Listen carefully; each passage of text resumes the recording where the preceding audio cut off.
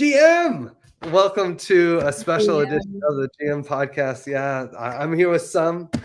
Sum is, well, I'll let Sum talk for herself. Maybe you could just tell us some, like, how did you get into the crypto space in the first place, and what do you do in crypto? My story is kind of funny actually. It just starts with my dad. He just came, like, he just saw Bitcoin online and he was like, "Oh, what's that?" And he bought like two Bitcoins at that time, and they were making like, I don't know, $4 or something. And then he sold them for eight, and he was like, "Oh, that's such a great deal." And after that, he forgot about it, and after some years he was like, "Oh, what's going on?" Like, what is going on? And he just became interested in that, and he kind of helped me to get along with blockchain and learn more about it. So he was like the very best supporter of mine, and that's how I started to get into crypto. That's cool. And what do you do in the crypto space these days? I am right now the head of delegation at IT Blockchain. IT Blockchain is like a Turkish community that is like a university community. We are working really hard on a lot of areas of blockchain. It goes from design, governance, development, like all of the areas we cover, and it is a like the biggest community we have in Turkey right now. We have like about 3,000 members. Most of them are students, but they are also some great faces of Turkish blockchain community. So we're kind of really busy, and we also like not only work on our titles, but also for myself, I'm head of delegation, but I'm also the editor of our blockchain newsletter, as well as being the external relations coordinator. So we're trying to make this team work, but we're also like all of us are very busy doing everything about. So Yeah, I see ITU on Gitcoin in Optimism forums. I see you guys everywhere. When you say head of yeah. delegation, does that mean that you are like managing, you are the delegate for ITU blockchain? Like you guys have a bunch of OP and things like that? One of the problems with the delegators these days is that most of them are individuals, right? So they just decide on hi Griff. They just like vote for the proposals by themselves because they're individuals. But sometimes it is better to have more a decentralized way. Like, in order to do that, we have a delegation committee in I2 blockchain. And it's not only delegation, it just started that way, but right now we can call it the governance committee. What we do is when we become a delegator in a project, and if we see a proposal, we just discuss it in our committee. We just get all the information, all the ideas from each person in our committee, and then we will come up with a solution by having all these ideas going on in like a more decentralized way, of course. So after we come up with a solution, we will vote on that. And as well as doing that, we will also create this float on Twitter, and we will share it with the people that are delegating to us so that they will know what we voted for and why we did that. We will give the arguments, we will give the reasons to do it. So they will just can follow each step going on during the governance, and they will see that. And by this, we can like also prove the honesty as well as decentralization. So that's the most like that's the two of the things that we value the most right now. So this is the strategy that we came up. That's so cool. It is almost like the voice of Turkey, right? In the Yes, crypto in the exactly. blockchain governance space, which is that's pretty epic. And I mean, you guys really have your fingers on the pulse of the crypto vibes in Turkey.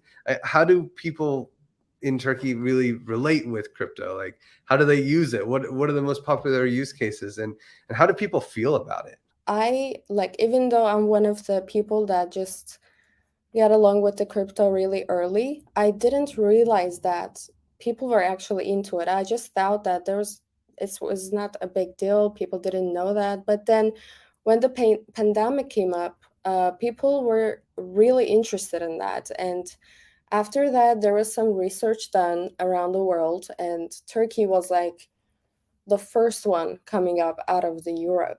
and it was like the country that has the people that are mostly interested in blockchain.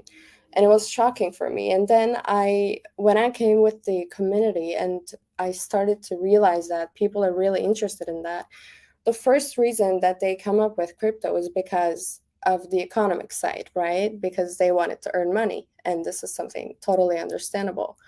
But the Well, thing and about me, beyond that, also the Turkish lira has really not been. yeah, the economic status is really bad in Turkey, so that's why people are trying to just find a way to I just mean, get out of it. even just holding tether, and or a Yeah, stable token, right, is in many ways something that it's a lot easier to do that with crypto than it is with cash under your mattress, I imagine. exactly. So they just started with that, but the thing about it is that blockchain is so much more than that, right? It just goes for a lot of areas. So to encourage that, some of the examples that I came up with are actually kind of weird, but there are some things going on in the society, like they're selling concert tickets as NFTs. They're creating these profile pictures or NFTs, or they're coming up with games. Like those things are, I think, really encouraging at first for the people that are beginning to learn more about crypto, because when you came up with something in a more professional side, you would maybe become afraid that you don't know the details. But if it's something that is coming from another area that you're already very familiar with, like the tickets or the games that you play, it just catches your attention better. So I think the way it just gets done this way, it is great for the beginners as well. And another thing, of course, that's happened recently in Turkey and made a huge thing seen in crypto is the earthquake and earthquake relief efforts. I mean, just in general, when I go to Istanbul, it's like you see on almost every corner an exchange service. Like, so, you can turn crypto into Turkish lira, like 2% fee anywhere in Turkey, in Istanbul at least. It's pretty amazing, and I imagine that because of that, it really made relief efforts for the earthquakes that happened recently pretty powerful. I don't know. Maybe you could talk about this.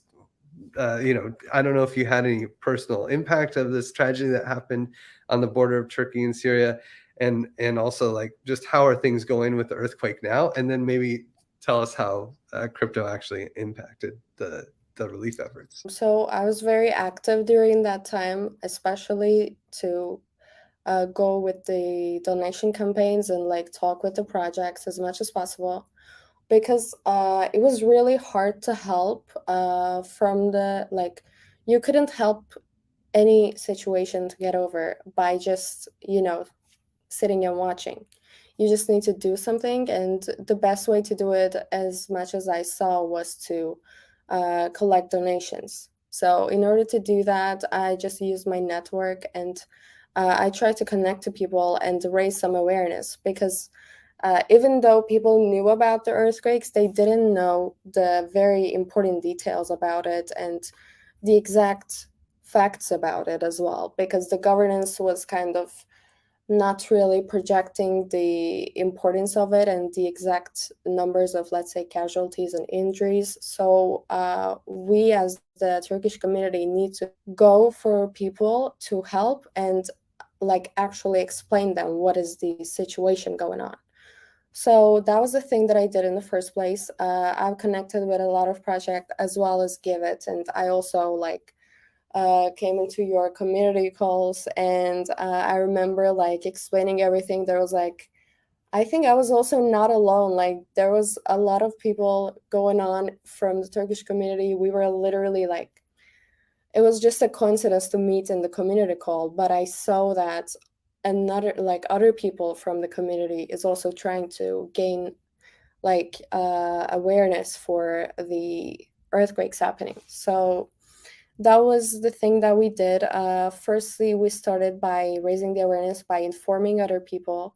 And like, this is something that I like about Give It. And the fact that you guys are really caring when it comes to these kind of problems, because this is not only a Turkish problem, right? Not only the governance or just an earthquake. It's also a problem that we need to raise awareness before it happens for you too, because you need to create this strategy for crypto as well. And this is something that I value on crypto, because since it is really decentralized and since you can connect to people really easily, it is also possible for you to raise awareness and collect donations fast. And rather than trying to go for this big companies on governance, you can just connect with the people that you know, and they will be there to help you. So that was the thing that I used on my behalf while doing all that. Do you know offhand how much money was raised in crypto? It was Yeah. more than I expected. It was just shocking to see that actually we can get something out of it, because this was an unusual event for us as well. Yeah, Because something like that was not very seen to be on crypto, right? yeah. I mean, Because, no one expected this earthquake to happen, and then yeah, like what I just looked up is that over 12 and as of February 7th, which was pretty soon uh-huh, after the earthquakes, already $12.5 million was raised. And yeah, I think this shows like this instant, the power of just sending money instantly to Turkey and to the relief efforts. It's like it's so powerful that you have money just in the hands, and it doesn't have to go through some kind of weird financial intermediaries. It goes straight to the nonprofits, and yes, yeah, and I think there was like an exchange like BTC Turk, right? That was handling the off ramping, because off ramping is always the hardest. It's like it's great to send crypto somewhere, but like, what am I going to do with this? Um, yes. how did people Well, off? at first, there was like, even though there was some donation companies, they didn't have any crypto accounts or wallets. So it was really hard to like get the donation and then like transfer it to the bank. It was like really, it just made the whole process just get longer. And I remember like tons of people in the comments saying like, you need to have a crypto account. You need to do it. Like, we're trying to raise awareness and raise donations, but it just gets totally weird, because like when the banks came into the process, it just goes so much, like it just becomes so much harder. So they were really fast about it. They just like created this wallet account and they like announced it. Okay, like we've seen a lot of people commenting on that. We did this. It's gonna be here for a week. You need to do this. And like this whole chaos just started. Like people will literally like bombing there. It was like insane amount of money getting transferred. I was like shocked. I was like, thank God they did that. Yeah, And also another thing is they just seen a lot of cyber attacks as well, because people were like constantly seeing that there was a lot of money getting transferred.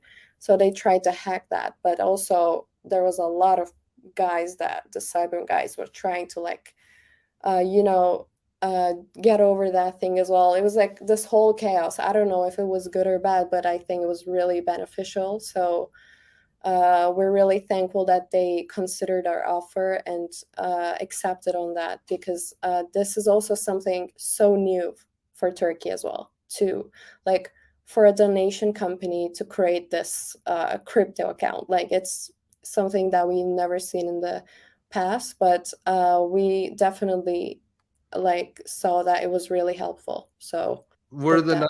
nonprofits worried about that at all? Like, were they worried about setting up a crypto account because of legal something, or is it pretty chill in Turkey? It was actually really bad. The crypto account created was also by a voluntarily, like it was a donation company that was going on totally voluntarily and nonprofit. So it was not done by the governance as well. It was just for them, and we were always promoting them. Like they're called Ahbab. You might have seen that. It is like written as Totally. AHBAP. That was the company that we were always like telling people to donate to, because that was the only way to go for the crypto. So They were the ones who did that, and the governance didn't really said anything because how would they do that? You know, the only thing they're doing is raising donations and helping people. So it was really important to support them as much as possible. But some like disadvantages happening was, since it was not a, you know, a donation campaign for the governance, people were kind of not sure to donate to them because it was not like totally legal, right? So there was some worries going on, and we totally understand that. And that was the main reason why we go for the calls and try to tell people about it, because we needed to also provide them the information that is needed, because the account is created in one day, like in 2 days it's raised a lot of money. It was like something so unusual, and it could, like, it seemed like it would be a scam. So people needed to be sure, and we wanted to like let everybody know where to donate and how to donate, because that was one of the main problems we faced, because people wanted to help but they didn't know exactly what to do, because there was the scams and all these things going on. So Do you have any shout outs to give? I know 1inch as a DAO donated $100,000. Do you have any other shout outs of like really awesome crypto projects that supported this? as much as I remember, like 1inch, Starknet, Bankless, like all these projects, Giwit, they were all so generous with that, and as well as the individuals from other projects. And maybe there are still some things that I don't really remember right now, but I remember like believe that Turkish community will never forget about it. I've seen a lot of tweets.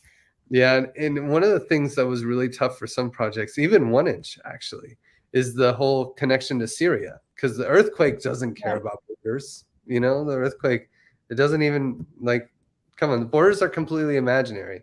But on one side, like the earthquake struck, and on one side, you have Turkey, which is like totally cool. People can send money to Turkey, no issues. yeah, On the other side of the border is Syria, and Syria is sanctioned country. You can't send money there. And all the lawyers were like, hey, no, don't send, you know, these nonprofits, they can only work in Turkey and you can't support, the money can't go to Syria. I don't know. Like, did you experience a lot of fallout from that situation as well? And how did you manage it? we were not only focusing on Turkey while raising donations, we were also trying to help Syria as much as possible. But the governance was really hard to pass on, and all these processes were really hard to manage. It's really strictly like not done in Syria. It's just really, I mean, in Turkey, it was also a first thing to do, but in Syria, we just, yeah, I don't remember raising like as much money as we imagined, but we did our best, I think. I remember people collecting the donations and transferring them to a bank and then to Syria. Like it was all this, you know, other steps involved. So it just made this whole process become so much slower, and it takes a long time and a lot of legal procedures as well. So it was really harder to help them, but I think we did our best. So You know, it was really sad to see how, you know, it just blows my mind that sanctioned countries can't receive like relief from natural disasters. Like that, as an organization, you're actually worried about legal compliance when you're trying to support people who are suffering from an earthquake. You know, like just yeah, their homes are destroyed and you can't send them money because, well, one government doesn't like another government, so you got to be careful. Like this just kills exactly. kills me. It kills me. We're all people. Like it doesn't matter what country, what flag is flying in your imaginary border. You know. But anyway, you know that's it's enough on the earthquake. I get angry about this stuff honestly, and I feel I like do. this is where crypto has an opportunity to really flourish. Is like, I'm sorry, your sanctions are they're nice, but like crypto knows no borders, and neither should humanity, honestly. So, uh, Exactly. but there's other things besides, you know, relief efforts in Turkey that I think are really interesting for people with crypto. I mean, there's crypto on every corner, and I assume most of it, and at least not an assumption. I go to Istanbul on the regular, and people love Tether, especially on Tron. As funny as that is, for probably just holding money outside of the Turkish lira.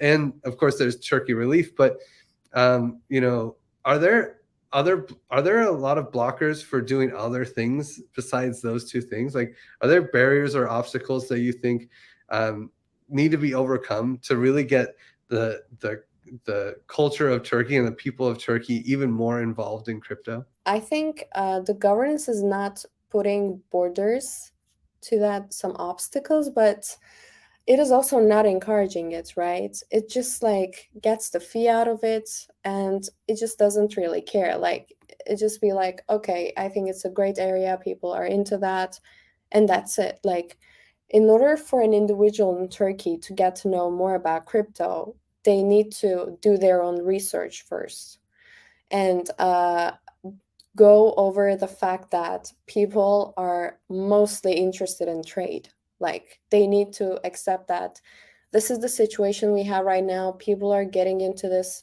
technology by just thinking about earning money. They just start by this, but this is not the only way, right? So you need to know that you need to learn more things, and the things that you need to know, you need to go for the global as well. You need to read some articles from global sites. You can follow some projects, the ones that you're really interested in, because like there are great examples. You can get to know more about blockchain. Like, it's easy to learn about blockchain because there are like hundreds and thousands of articles, of governance examples, of like, it's just open source, right? You can just go and search anything and it will pop onto your page. Like, you will, if you try to do the research, you will definitely come up with an answer. So I love that side of blockchain, and I think people need to like also uh, you know give themselves some time to learn about it, because Mhm. sometimes people be kind of afraid when they come up with this technical terms and they be like, oh, I don't know this, then I don't know anything. Like, that's not how it works. You need to first get to know a bit about blockchain, and you need to spend some time on it first. So after that, you might as well go for the details. But just know that when you start, you will definitely come up with some terms that you don't know. We still do, because this is a technology that is constantly evolving, and you will definitely continue learning it throughout your whole life. So it's just normal to continue learning. It's just something that you need to accept. Like, you can't expect to learn some things and it will be it. Like, that doesn't work like that. It's constantly evolving. So Yeah, I mean, don't be afraid to learn. MEV wasn't even a thing, right?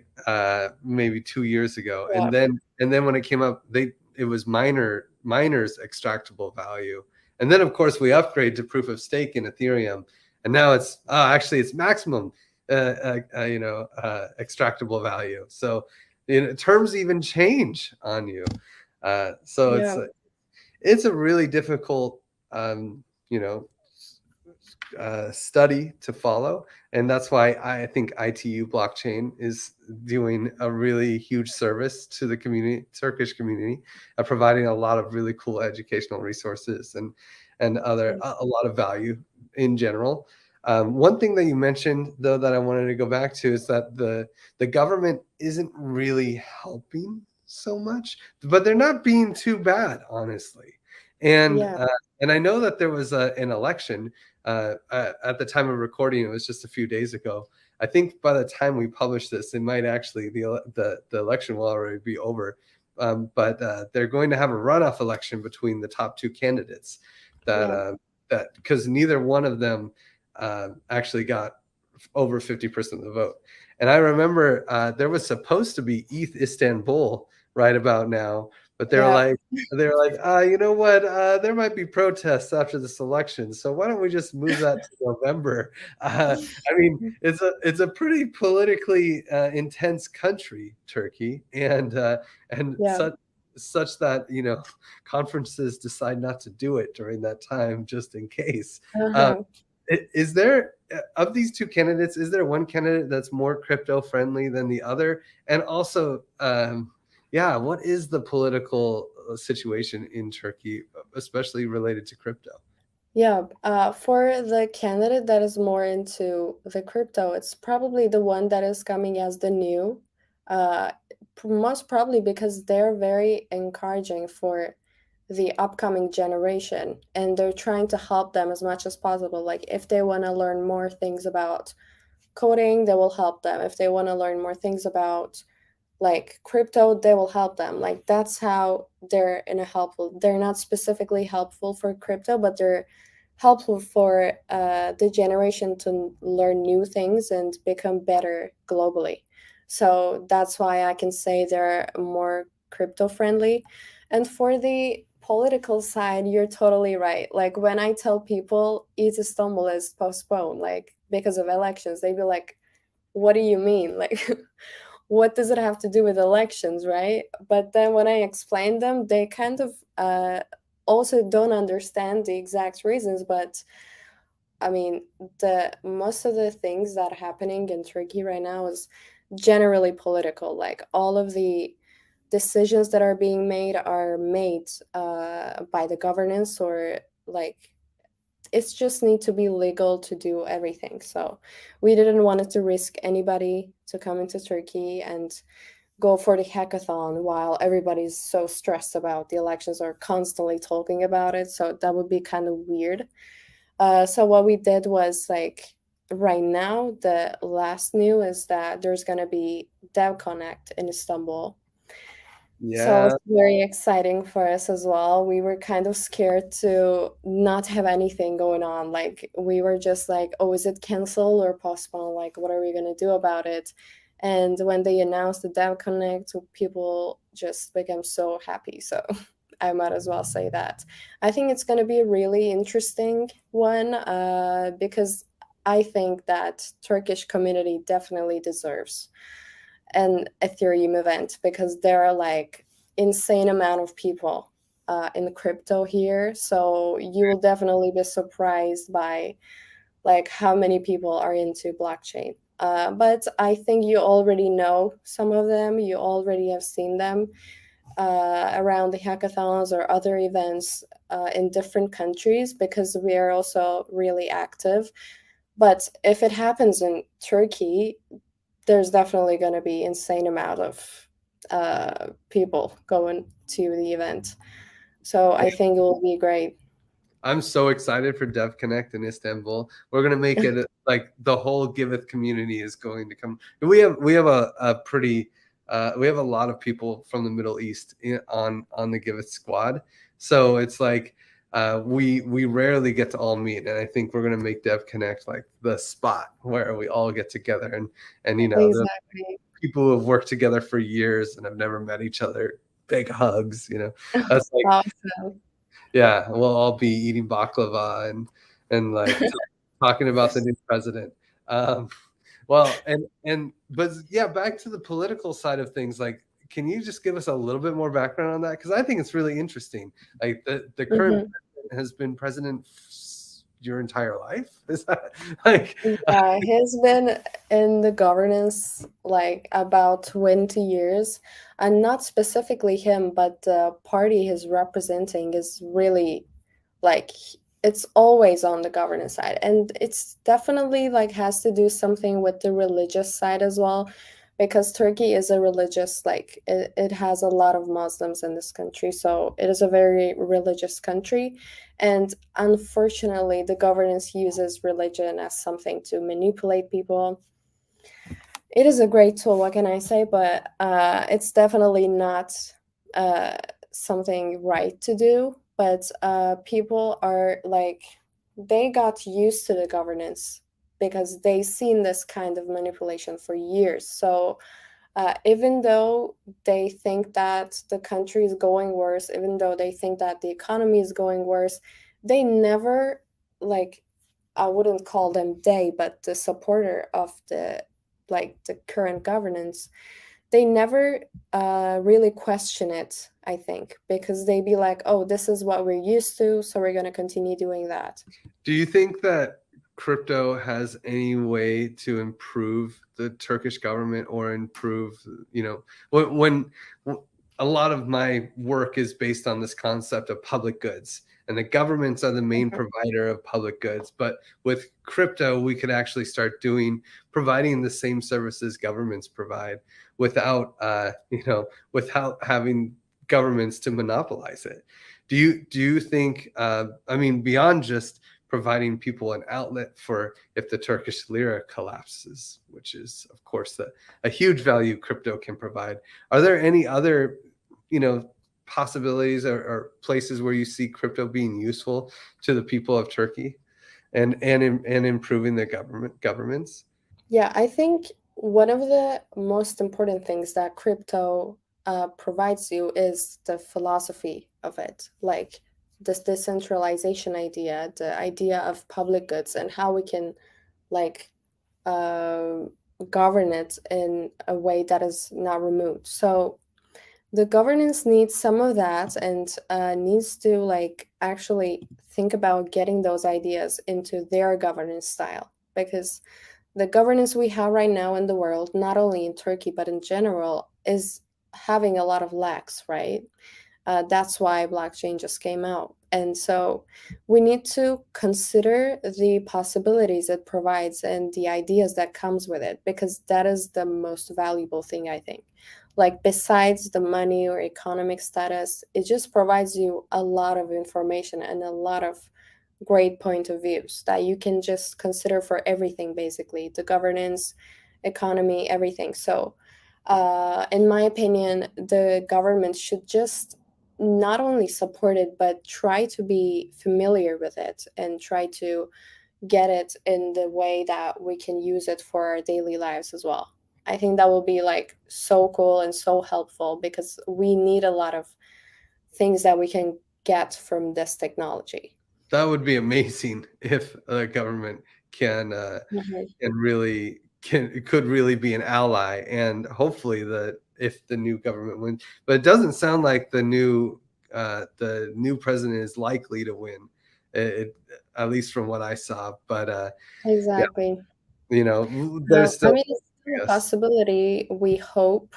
There are still some possibilities going on. They're really close to each other when it comes to Yeah. votes, so it's really stressful. That's the reason why it's stressful, because we like, is it gonna be like happening? Is it gonna make it? Like, we just don't know the exact numbers of votes, how it got voted. Is there any votes that got stolen, the ones that are fake? Like, we just don't know anything about it. We just assume they're gonna win this way, but we're still not sure. And it just like makes us angry and stressful at the time. So it's great that we postponed Eat Istanbul, because for me, it's still stressful, because there's the round two going on, and it's gonna be in the 28th. So after that, it's gonna be just the decision that we're gonna go for. I hope it will be great for Turkey, but I'm just hoping. Like, I can't be sure about the outcome. Yeah. And actually, Almond's asking this question. I'm very curious too. Like, how do the youth, like the Gen Z population in Turkey, how do they feel about crypto? This is the place that we get the whole inspiration and the whole encouragement from, because as IT blockchain, we are a university community, and like we have hundreds of students come into our educations to learn more about crypto, and it's so exciting because we want to provide them the information, and we try to make it as much as possible for it to be beginner friendly, as well as someone that is professional can understand. So in order to do that, we have our structure for education. We have our education that we always like repeat every year, that are like the fundamentals of it. But also, if there is an upcoming scenario, like if there is another thing that is happening going on in blockchain, we definitely will mention it during the education. So it just becomes so like benefitable for both sides. We will be so happy to provide them the education needed, and also in Turkish as well, because it's great to like explain people the details in Turkish, and if they have some misconceptions about the terms or anything, we can also like talk about it in detail there. And the meetings are like constant, they're done every week, and every week we have either a meeting as an educational one or a meeting that is more of an interactive one. Like we will maybe play some games or do some tasks to get some popes. Like it will be different each week, but it's just so much fun. And I think for the Gen Z in Turkey to get to know more about blockchain, the best way to start is to get into a community, especially a university one, because in high schools there are clubs, blockchain clubs, but they're not very professional, right? They're just mostly high school students that are interested in blockchain talking with each other. Yeah. So if you need to learn some more professional stuff, you can go to university community. We accept every people. It doesn't matter if you're in high school or anything else. We will gladly have you. And you can just get to know each other and get to know people from Turkish community, because a lot of people that we have right now that are popular or like very well known, they mostly come from the university communities.